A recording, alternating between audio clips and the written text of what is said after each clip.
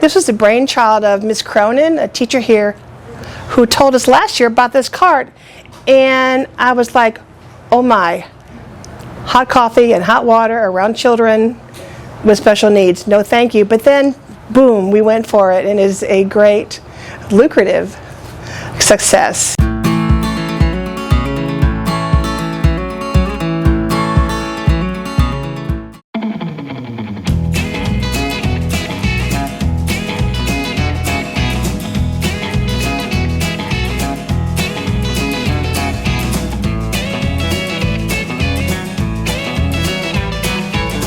We're going to show you our Pirate Java coffee cart.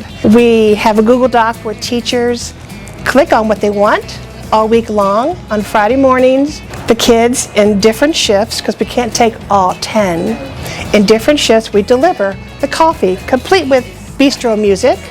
We get tips from teachers and smiles from teachers and accolades from teachers. We have teachers who donate supplies to us. Coffee, cups and stirrers, creamer. Wonderful for the kids to learn about money and counting and inventory and what we buy with our money, because we do nice trips and pizza and all kinds of things that we do with it, and it's just been fabulous. A great surprise. This is year 2. This is our Pirate Dollar Store, where of course everything is $1. This was created also 2 years ago, and along with my paraprofessionals who, awesome, design everything for us, the kids assemble items. They might make sun catchers that they paint, bracelets. We've had Christmas crafts in the past, other kinds of theme, seasonal crafts. These are called milk carton candles. Teachers donate their old candles, whatever they have. We melt them down, pour them in a milk carton, and ta-da, we have a candle. But we sell everything $1. And although the kids make and put things together, I sell them usually at first lunch when my kids are at PE. Second lunch, the kids are there, and they tend to walk around with the cart as well, but it's mostly at lunch.